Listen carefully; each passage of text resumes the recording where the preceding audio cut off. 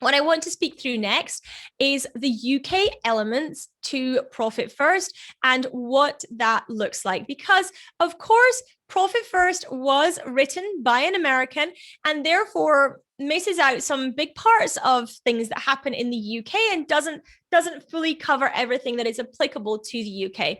So let's look now at those elements of Profit First that are specific to the UK and specific to UK businesses as well. So what we're going to cover in this section are Profit First friendly banks. We're going to speak about VAT. We're also going to speak about PAYE versus dividends and owners pay and profit distributions and how do they all go together and what does all that stuff mean? And am I going to make myself not tax efficient and all those things? In Profit First, of course, it speaks about the business paying the personal tax bill of the directors. Many people say to me, well, can that really happen? Are we legally allowed to do that? How does that actually work?